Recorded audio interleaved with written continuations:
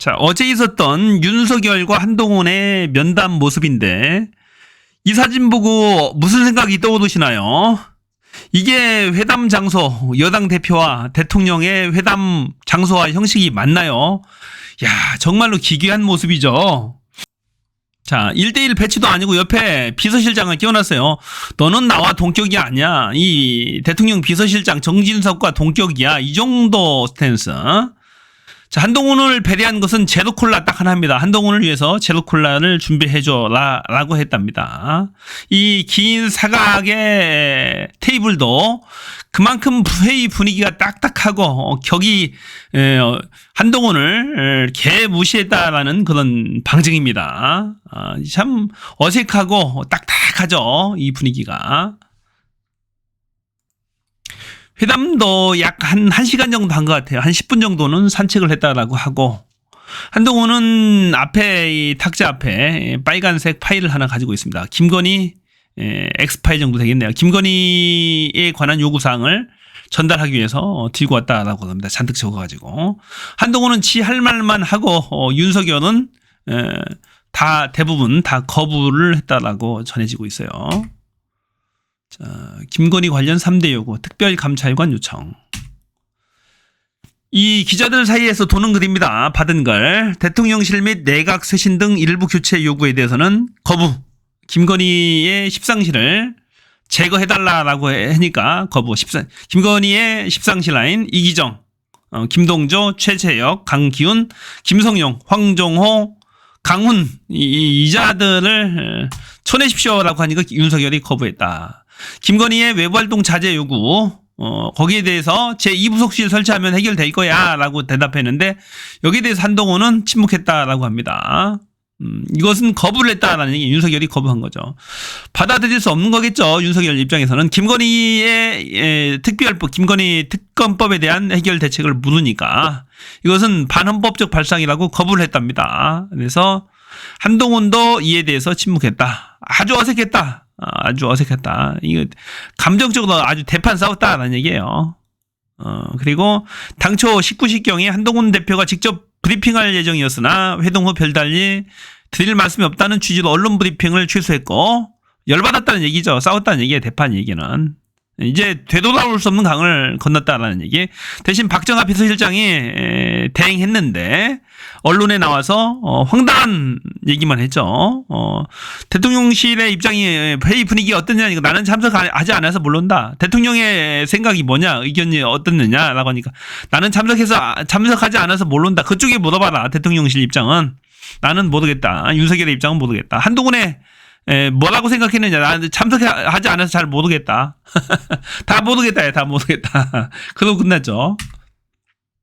자, 어저께 강혜경 씨가 국감의 법사위에 출석해서 명태균 리스트를 공개를 했습니다.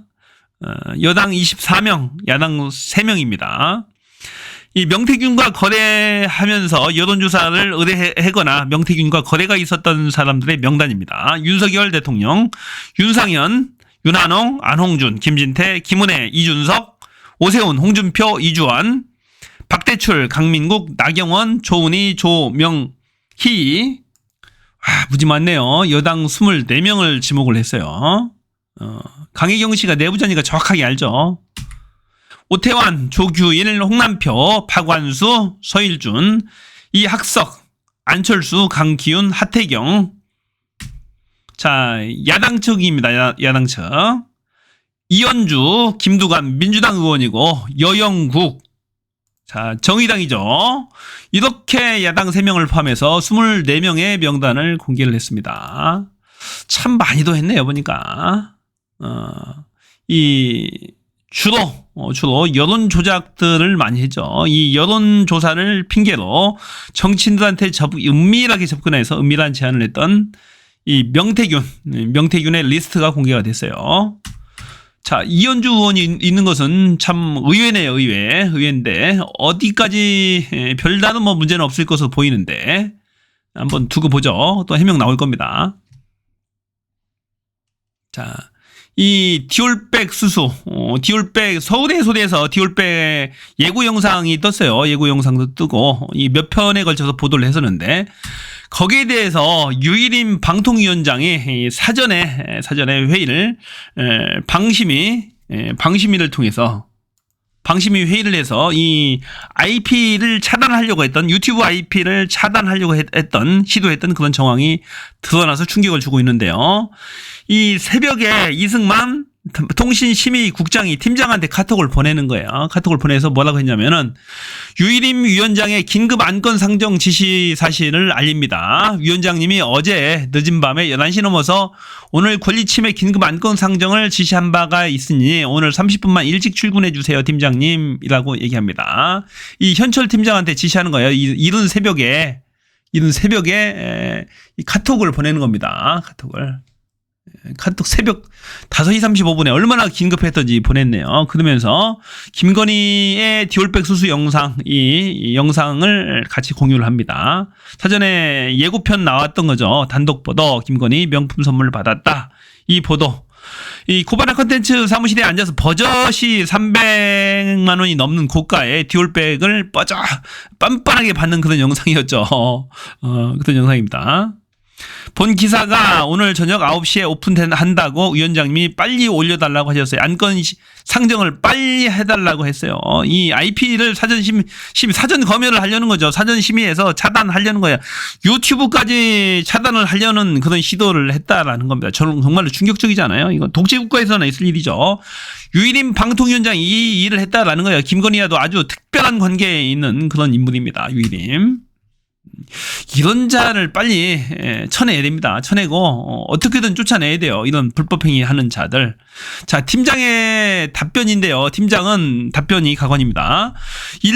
인터넷 언론사를 차치하고서라도 사실 관계에 대한 다툼이 있는 공인의 명예훼손 사안을 확인도 않고 올리는 것은 무리가 있습니다. 안건에 상정하는 게 무리가 있습니다. 아무리 인터넷 언론사라고 하더라도 공인의 명예훼손 관련 소송에서는 대법원에서 공적 임무는 비판과 의혹 제기를 감내할 책임이 있으며 비판과 의혹 제기에는 소송 등이 아니라 해명과 재반박을 통해서 밝혀내야 한다고 밝힌 바가 있습니다. 대법원에서. 그러니까 이 안건은 상정하면 안 됩니다라고 얘기한 거죠.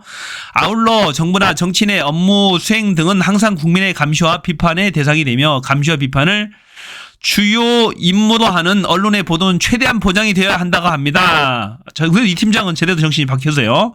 이러한 것을 종합적으로 검토했을 때 해당 정보는 인터넷 언론사가 VIP 관련 의혹 제기 부분으로 사실관계가 명확히 확인되지 않은 사안이기 때문에 상태에서는 해당 없음으로 결정될 수밖에 없습니다. 차단할 수가 없습니다. 그런 얘기죠.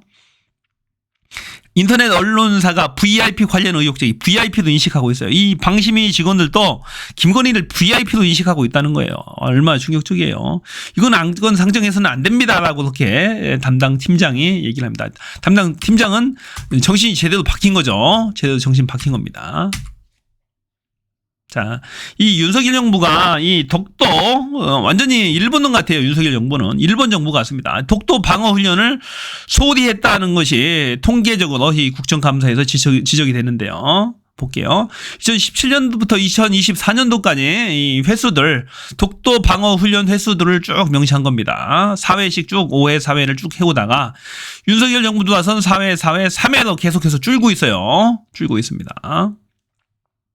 자, 함정 참가한 세력을 볼게요. 함정이 전에는 11척, 12척 쭉쭉 평균 8.4척이나 됐는데 쭉쭉 줄입니다. 5척.